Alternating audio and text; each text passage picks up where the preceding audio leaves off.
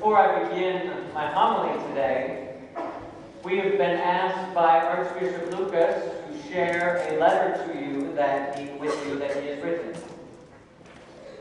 My dear brothers and sisters in Christ, news in recent weeks has shown that a number of bishops and priests over many years have been personally responsible for the sins and crimes of sexual abuse of minors and the abuse of power. Many have been hurt and shamed by this abuse. This hurt and shame are endured because they took place where people should have been safe and respected. My shame is deepened by the knowledge that so many in positions of responsibility and trust ignored the cries of the victims and turned away when those who were so dear to the Lord needed their protection and care.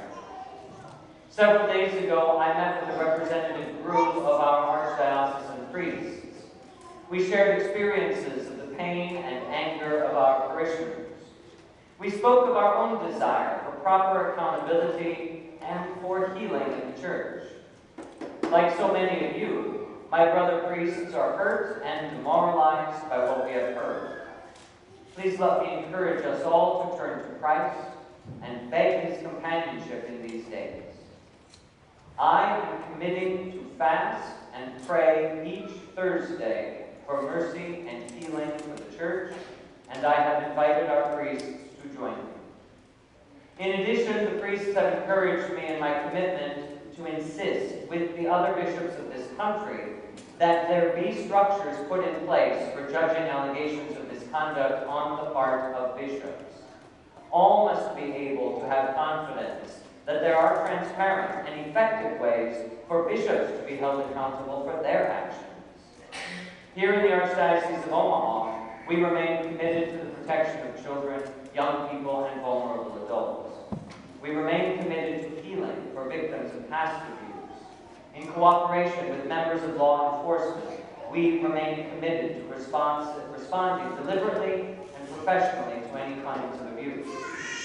Anyone concerned about the actions of clergy or any church worker should contact our manager of victim outreach and prevention, Mary Beth Huns, and her contact information may be found on the Archdiocesan website. Be assured of my prayers for all of you in the days ahead and of my gratitude for the privilege of serving as your Archbishop.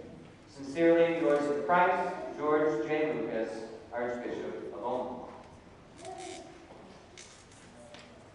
I myself spoke about these moments in the church's history on the Holy Day, the Assumption of Mary, and I'm not going to repeat that homily tonight. If you were elsewhere for that Mass and want to view that, you can find it on our website online. I'll speak a little bit later on in the homily about some of these things.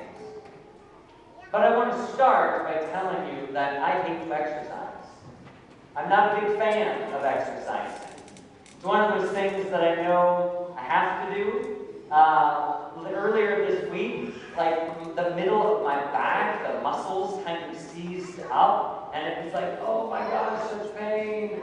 And I had to take, Advils to kind of loosen things up. And I knew that I need to keep exercising to remain flexible, to remain strong, especially in the core, and so on and so forth. I just know that. So yesterday, there I was taking a nap, and I could feel it in my back, and it's like, you gotta get up and exercise. And I didn't want to, but I did. Because I know that enduring those 30 minutes of utter unpleasantness is going to make it better for me later on. And anybody who's my age or older knows that when you stop moving, things start stoving up. Where if you've had old injuries and they come back, you've got to keep the therapy or the movement to keep them limber, otherwise we suffer more and more. So to endure a little bit of suffering now for a short period helps us in the long run. Not only is that true for our physical health and well-being, but that is so true for our spiritual health and well-being as well. Particularly when we endure the sufferings now and actively participate with Christ in those, that we can overcome the greater sufferings later and hopefully not have to suffer them. God forbid hell or even purgatory, that we work those out now. We choose to enter into those. It's this kind of sacrifice that Jesus invites us into. And I think it's this kind of sacrifice that turned the disciples away from him today, that we hear in today's gospel. Remember, the last several weeks, Jesus has been speaking to several different groups of people.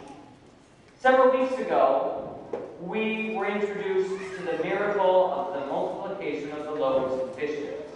And the crowds experienced this miracle, and they wanted more free food. And so when they got hungry, they tried to find this Jesus and get more free food from him. And Jesus told them, no. Don't be chasing after me for food in the body. Work for things that will spiritually benefit you. Work in the spirit. Yearn for those things. And so then he began talking about the bread of life, and how he himself is this very bread of life, and that he will give his own flesh and blood as life to the world. We have to consume that. And then the Jews started murmuring, how can this be? How can he give us his flesh and blood to eat and drink? We don't understand this.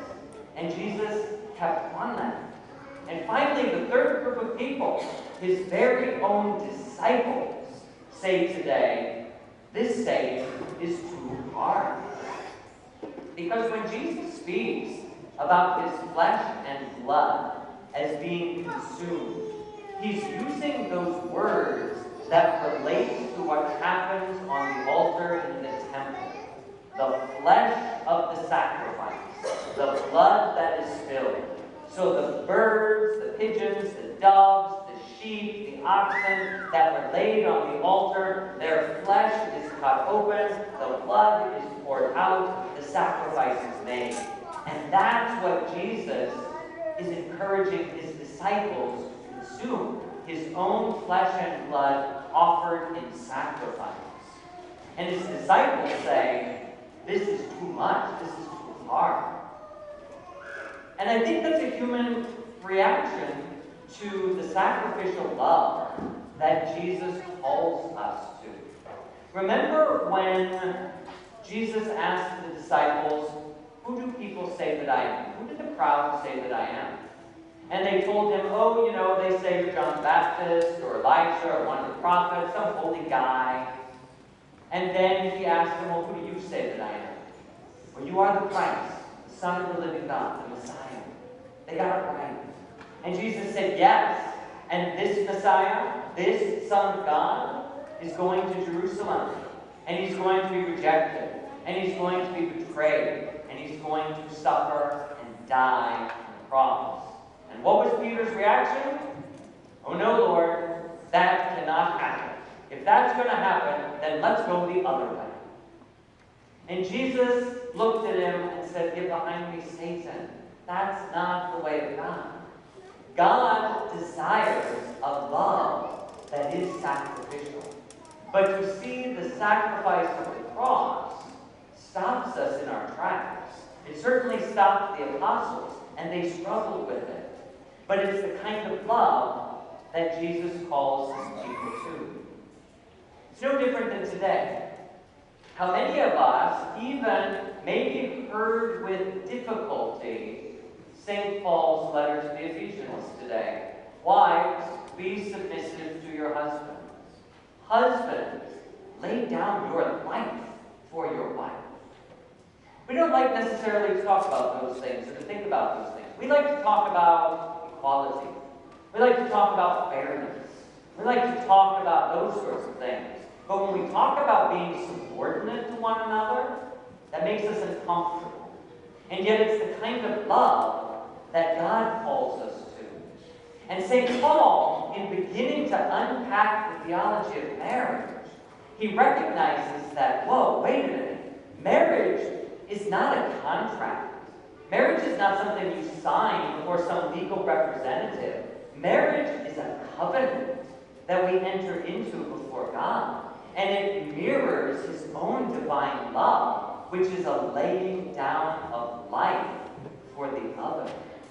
And that's what Paul describes. He says, look, when a man and a woman stand before one another and subordinate themselves to the other, when the woman says, I subordinate myself to you as my husband, and the husband says, I lay down my life and will bleed and die for you, that love not only points to Christ, but makes him present in their marriage. And that is the key to a lasting marriage. It's the only thing that can really make a marriage last. When we are willing to lay down our life in service of the other, to die for the other. That kind of sacrifice is Christ. And where Christ is present, the power of sin is no more. It has no power. Because it was that sacrifice, when Christ laid down his life on the cross and said, I want your good, that's what killed sin. That's what conquered death.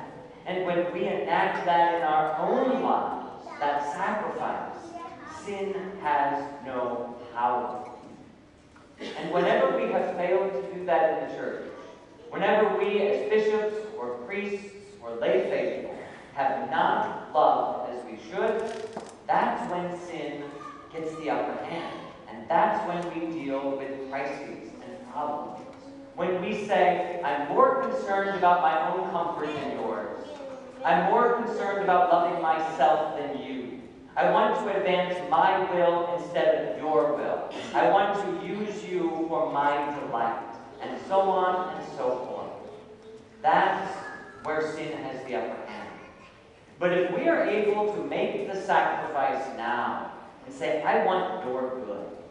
I will sacrifice my desire right now for your desire. I want you to live more than I want me to live. If we're able to say that, sin is conquered. There is no way the evil one can stand up to the love that saves the world, the sacrifice of the cross. And so even though we may be in trying times right now, we know the remedy. The remedy is to love like Jesus, to sacrifice like Christ. That is what kills sin, and that is what puts it to death.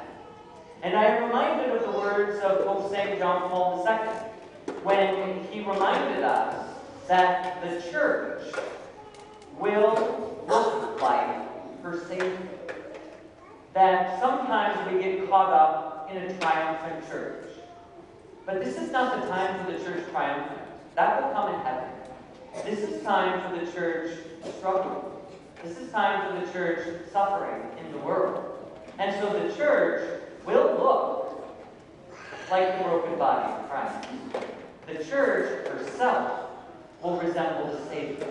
Because that's what sin did to the Savior.